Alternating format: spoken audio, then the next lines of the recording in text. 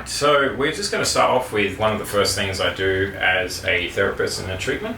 So after we take our health history screening, asking all the relevant medical questions and their goals for the treatment, we then move into this position. So this position allows me to address the pelvis, and the pelvis is kind of like the axle of the human body. The reason why that's important, because the axle on the car, if that's off, your wheels are going to go out, your chassis is going to rattle, and all sorts of problems occur. So it governs all of your movement, governs all of the movement above the pelvis, and it governs all the movement below, as it's the middle and it joins the two together.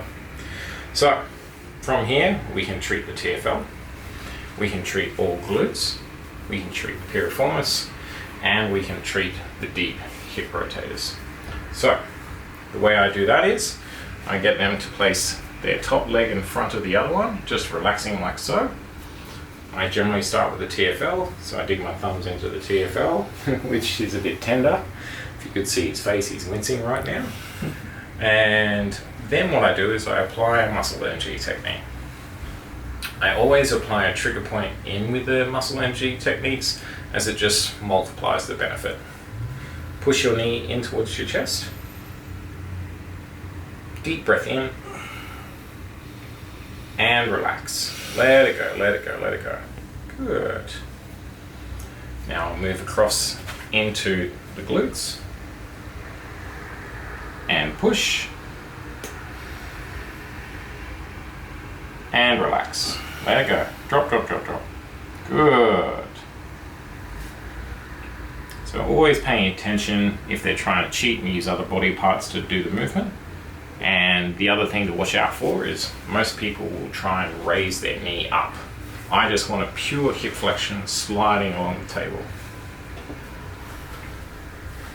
Keep it down. And push. And let it go. Good. Move to the new section. I then cut the entire pelvis, just gliding the pelvis backwards and forwards into anterior and posterior rotation, just finding out where there's any stickiness, and that will let us know which muscles that need addressing. And what I also like to do is glide forwards and backwards. So we've got rotation, and then we've just got translation.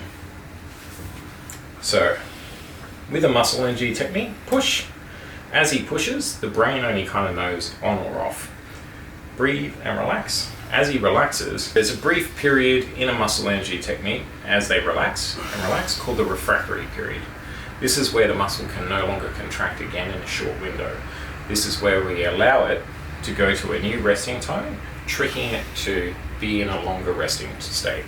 And after doing that multiple times, you go from a resting state of here to a resting state of here. Once doing a bunch of different ones like that, as long as we've cleared out all the red flags, we go into what's known as a mobilisation. Very similar to an adjustment or a manipulation, just a difference in speed. So what I'm doing is I'm feeling for the vertebra, and I'm finding one that's coming towards me. And that on him, that's this one here. So I place my fingers like so, grab my elbow. So just put your hands on my elbow. Oh, yeah. Beautiful. And then I'm rotating the upper body until it hits my fingers. I can feel it turn.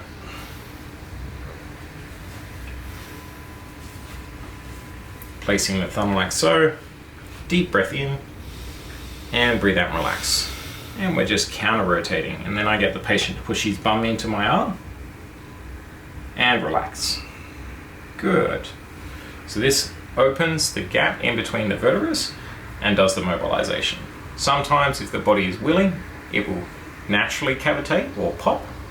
This is a bit different to a manipulation where they actually use force to open the joint.